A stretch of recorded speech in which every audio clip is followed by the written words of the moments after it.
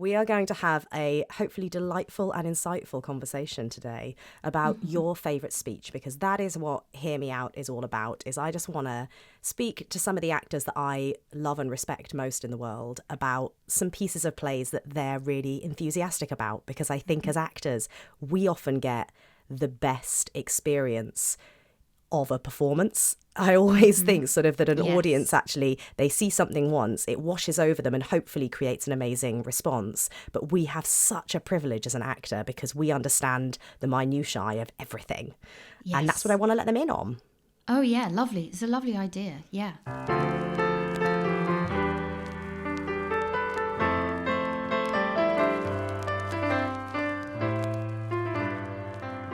So what is the speech you're going to chat to us about today, Claire? First of all, the play is Moonlight by Harold Pinter. And the speech that I have chosen is the last speech of the play, which is spoken by the character Bridget.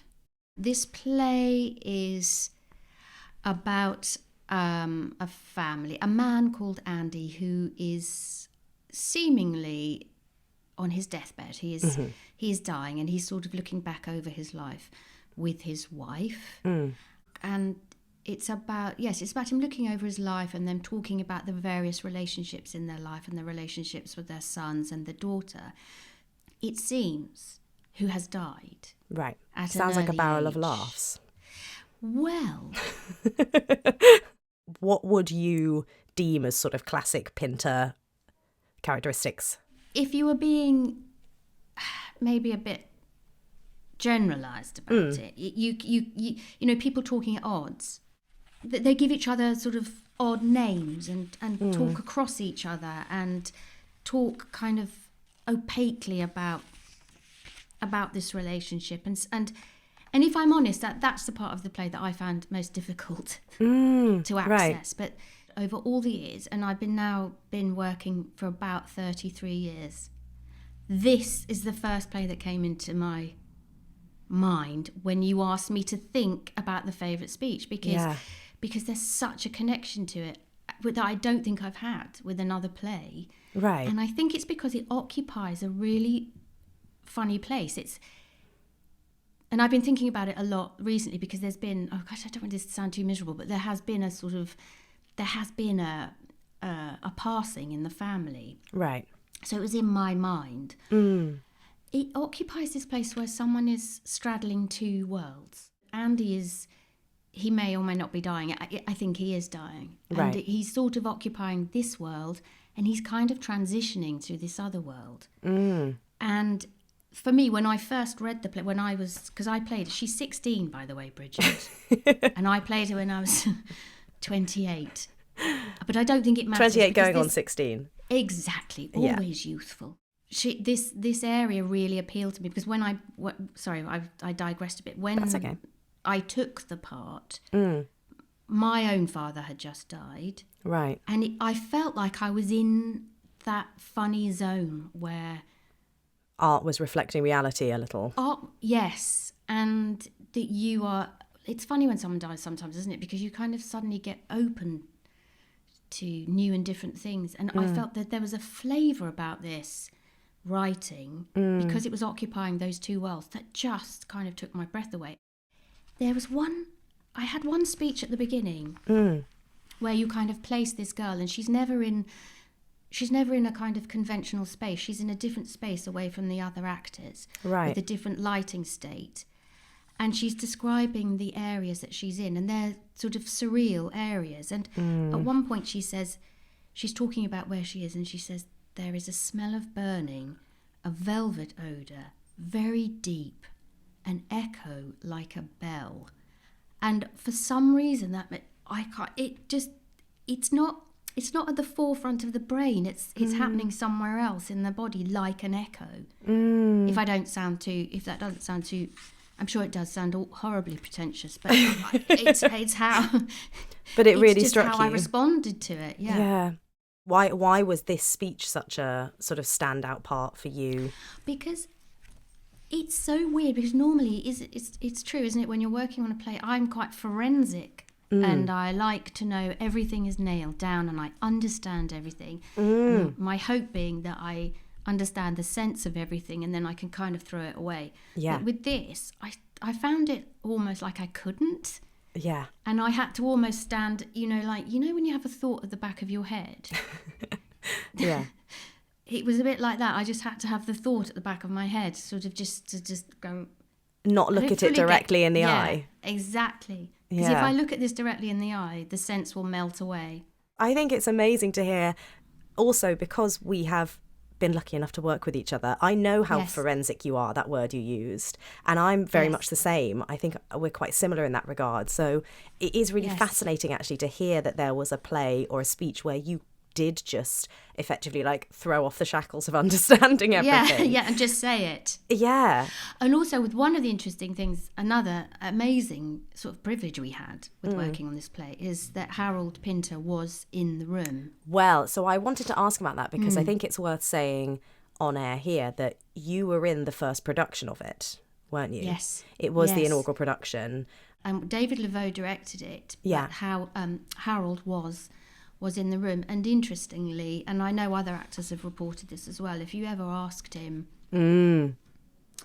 what something means. The sense of, he literally did say to me once, I don't know. I don't know.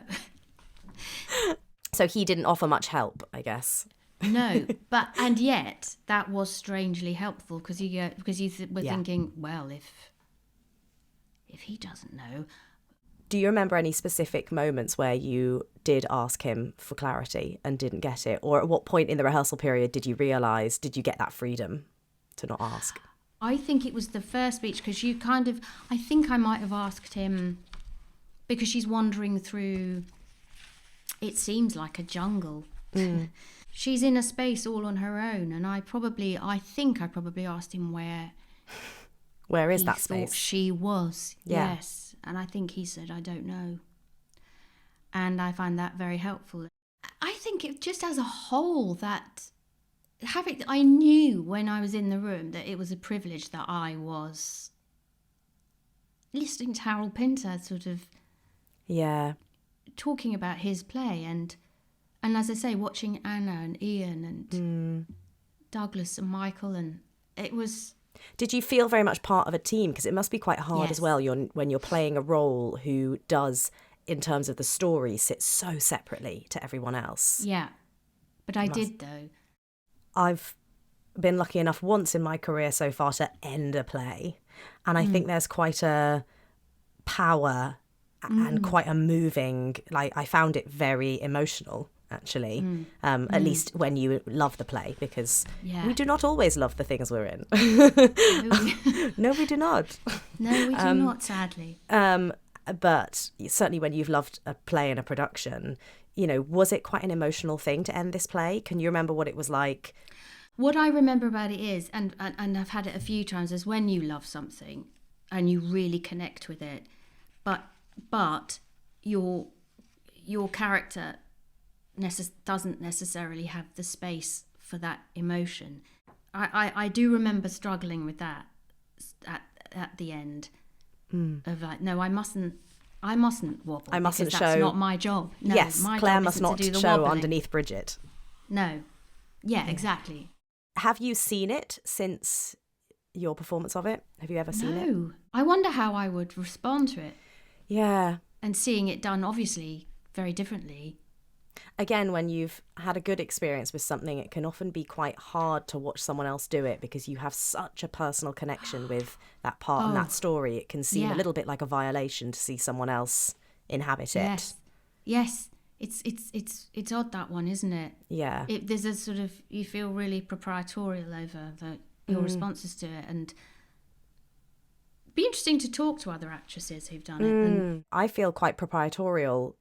That word really sticks with me. I feel quite like that even with actors and cast members.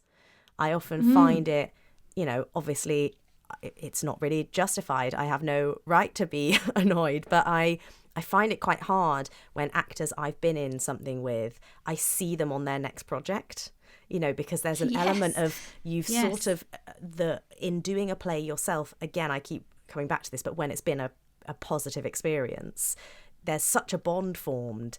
It feels like someone's done you a wrong to sort of... Yeah, betrayed you. Yeah, it's like a divorce. It's sort of, they've decided to go and join another family now, and you go, oh, I need to get used to the idea of seeing you with that other family. I know, it's funny because Simon said that at the end of...